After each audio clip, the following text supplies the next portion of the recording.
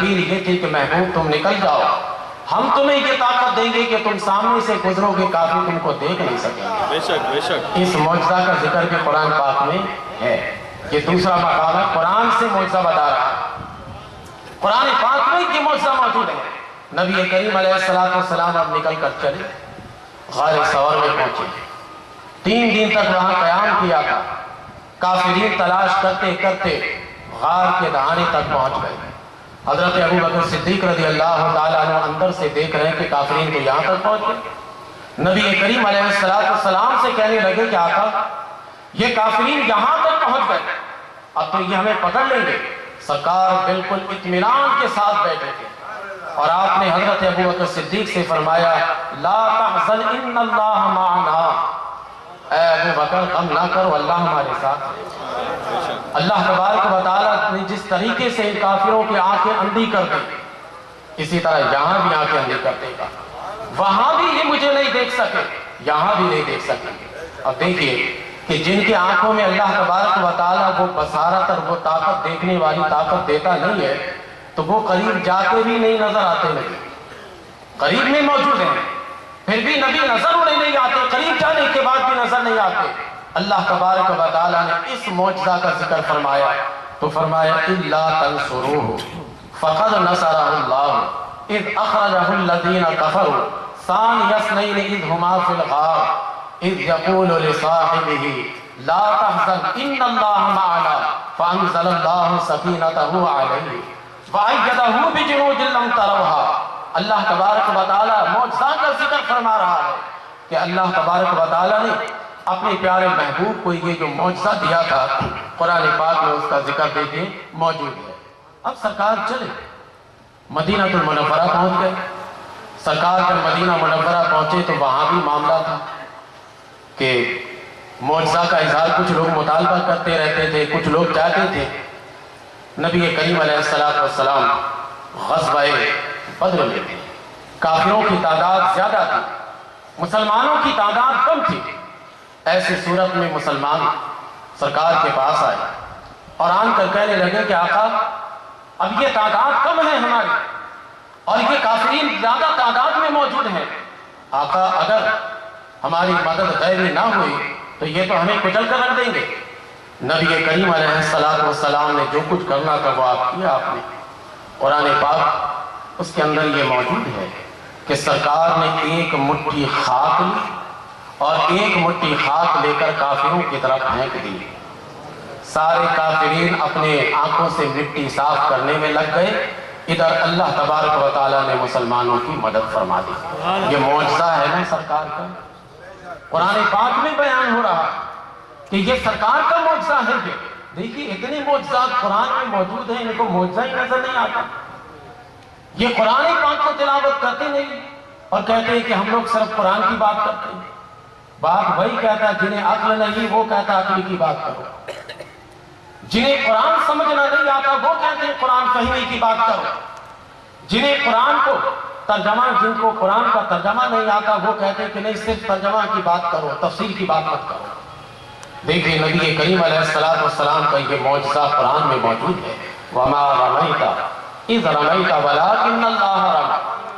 محبوب ایک مٹھی خاک آپ نے پھینکی، آپ نے نہیں پھینکی، اللہ نے پھینکی، کیونکہ یہ معجزہ ہے اور معجزہ اللہ تبارک و تعالیٰ کی طرف سے ایک الگ سے قوت ہوتی ہے، جو قوت اللہ تعالیٰ اپنے نیک بندوں کو عطا فرماتا ہے۔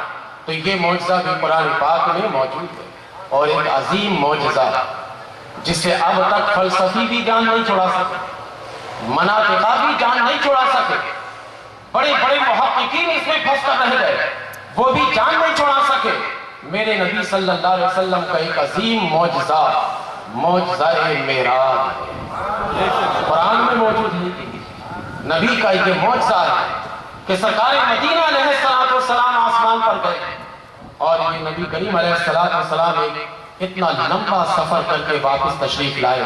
قرآن میں ہے نہیں، یہ سارے معجزات قرآن پاک سے ان کو نظر نہیں آتے۔ اتنے معجزات موجود ہیں قرآن پاک میں، بلکہ میں تو اختصار سے کام لے رہا ہوں، ورنہ آج یقین کریں یہ صرف میری بات نہیں ہے، حقیقت ہے یہ کہ میں آج کی محفل میں 2 گھنٹہ صرف معجزات قرآن پر بات کروں۔ نعرہ تکبیر، نعرہ رسالت، نعرہ رسالت، علماء سنت، حضور ممتاز الملت۔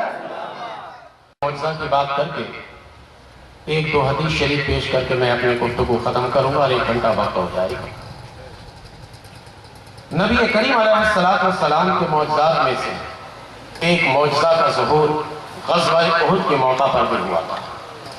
غزوہ احد کے موقع پر جب مسلمانوں نے ایک غلطی کر دی، جس غلطی پر اب ہمیں اور آپ کو کچھ کہنے کی اجازت نہیں ہے، کیونکہ اللہ تبارک و تعالیٰ نے قرآن پاک میں ان سے متعلق ارشاد فرما دیا، عفا اللہ عنہ، اللہ نے ان کو معاف کر دیا۔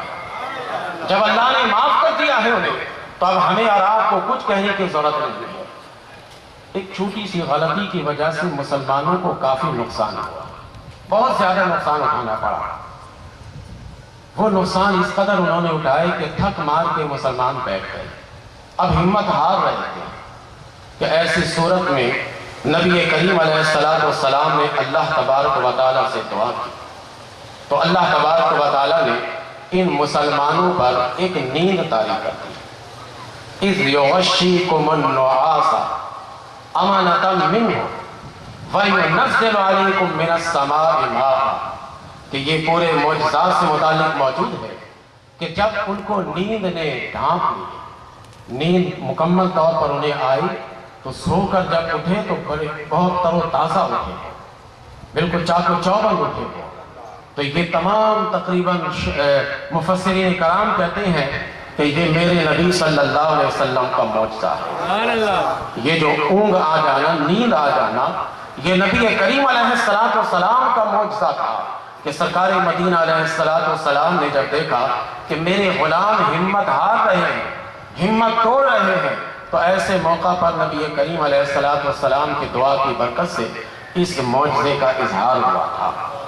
یہ سننے کے بعد اب ایک مسلم شریف سے ایک معجزہ میں بتاتا ہوں آپ کو، جو ایک کبھی ہو سکتا ہے کہ آپ لوگوں نے اس معجزہ کو سنا ہوگا، لیکن بڑا کم علماء کرام اس کو بیان کرتے ہیں۔ مسلم شریف جلدوم صفحہ نمبر 246 میں یہ حدیث شریف موجود ہے۔ حضرت ام مالک رضی اللہ تعالی عنہ، نبی کریم علیہ السلام نے جب ان سے کہا تھا کہ تمہارے پاس کچھ ہے، تو انہوں نے اپنے گھر کو تلاش کیا تو کچھ بھی نہیں ملا، سوائے اس کے کہ ایک برتن میں تھوڑا سا گھی موجود تھا۔ حضرت ام مالک جو ہے وہ گھی لیتے اور لے کر نبی کریم علیہ السلام کو دے دیا۔ نبی کریم علیہ السلام نے جب اس برتن سے گھی کو استعمال کیا تھا، تو اس کے بعد سے مسلسل حضرت ام مالک اس برتن سے جب چاہتی گھی نکالتی، گھی کبھی ختم ہی نہیں ہوتا تھا۔